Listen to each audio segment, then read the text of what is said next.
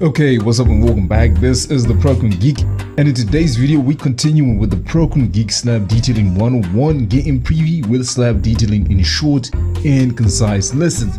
So in today's video what we're doing is we're now moving on from the what we did in the previous video was the spacing of rebars in solid slabs, and now we're going to be looking at the diameter of bars used in solid slabs, rebar lap lengths, and also the notation. So without wasting too much time, let's get right into the video.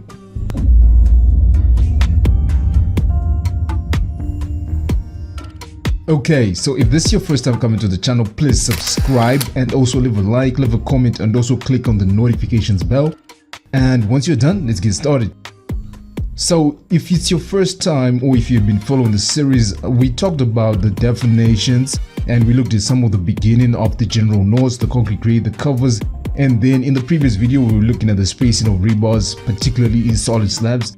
And for today's video we're going to be looking at the rebar lap lengths and continue with everything else that we did not look at in the previous video. But fortunately we actually need to start with the diameter of bars used in a slab.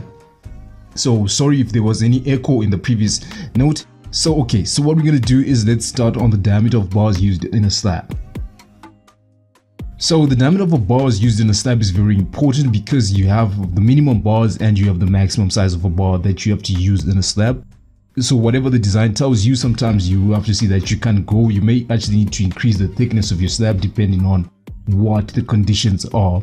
So one thing that you need to know is that the diameter of the bars is obviously determined by the design. So once you do your calculations and you come up with your moment, the area of steel needed to counteract the moment will be given to you from the calculations.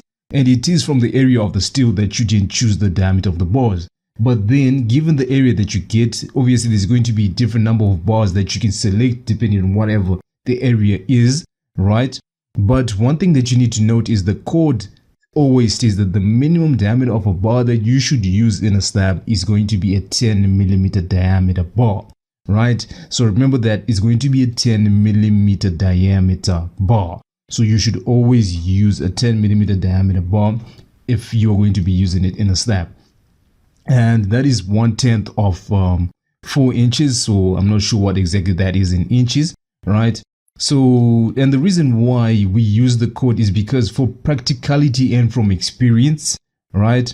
There are a lot of things, the design will give you a certain area and you can choose any bar you want. But from experience and from practicality, people have seen some of those things actually do not work. So one of the notes that I also have is try and ensure that it does not exceed 15% of your slab thickness. What are we trying to say by this? So remember, the minimum diameter is going to be 10mm. But then when it comes to the maximum size of your bar, you should ensure that it does not exceed 15% of your slab thickness. For example, what I did is, if you come and check to the side, I already illustrated for you. So remember, I have these notes for you in the link in the description below because I'm just trying to make sure that you have it. But the reason why I'm doing this video is next time that you're reading, you can always remember what the Prokon Geek was saying when he was looking at this part at the notes. So for the example that I've given you, we have a 250 thick slab and we're using diameter 32 bars. So the reason is because the maximum bar size you should use for 250mm thick slab is 32. And the reason this is because this is always be less than 50% of your slab thickness. So if you want to calculate this, let me just pull up my calculator first. Okay, so there we got the calculator. And what we're going to do is 0.15 multiply by 250. And if you check, the maximum bar size should be 37.5. But you know that bars are provided in the increments of 8, 10, 12, 16, 20, 25, 32. And the next bar after a 32 is a 40 bar. So you cannot use a 40mm diameter bar in a 250mm thick slab. So always make sure the maximum bar is less than 50% of your slab thickness, but the minimum bar is always going to be 10mm. And once we're done with looking at the diameter of bars used in a slab, the next thing that we need to look at is the rebar lap length. So a lap length is whenever you have two bars, right, that need to be joined as to provide a continuous length. So remember, most steel that you get in the industry comes in lengths of 6 meters, 12 meters, and in some countries they come in 30-meter bars. So in a case where maybe you need to provide a length of 20 meters. This obviously means that you're going to have to join, say, 3 6-meter bars, and what else? Another part of a 6-meter bar. But I think you get the idea of what I'm driving this. Your bars will always come in a maximum of 6, 12, or 13, depending on what country you're from. So for you to provide, say, for example, 15 meters, you will need to join 2 bars. But whenever you join 2 bars to ensure that there is continuity, these bars have to be joined over a certain length or a certain lap length. And just to illustrate that, if we go to the side where I've already illustrated this, if you can see this region which is called 600 right here, this is what we call the lap length. So what I'm going to do is let me just draw a circle to just show to you what I call the lap length. So this region, this is covered by the circle, is what we call the lap length. So this needs to be a certain minimum for there to be continuity in the bars. For example, these are 12 millimeter diameter bars. The minimum is 600. So in the case where you provide something that's 500, your design will fail because the steel will not be able to form a nice strong link with the other bar. So there will be no continuity between your 2 members.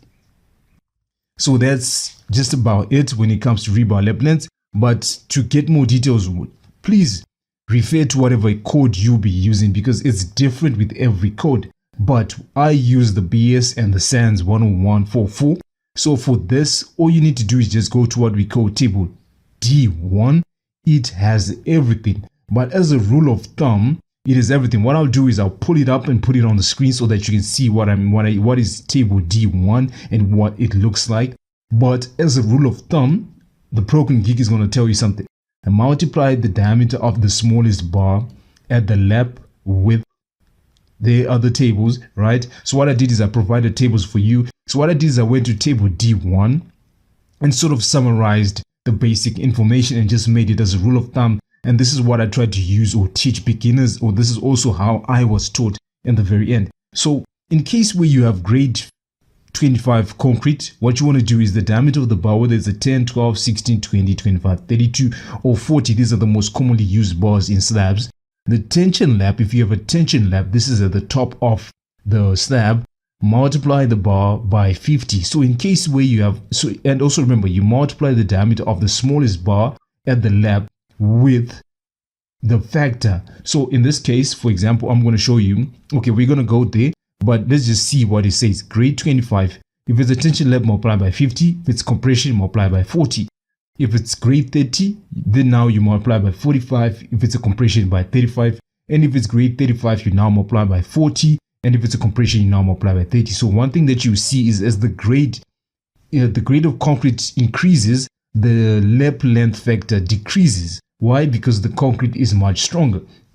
So to illustrate this, what we're saying is, in this case, C, at the top bars that you have 3 Y12s, and then at the lap you have 3 Y12s, and at the bottom you have 3 Y16s. So the smallest diameter of the bars for these top 2 bars is going to be a 12.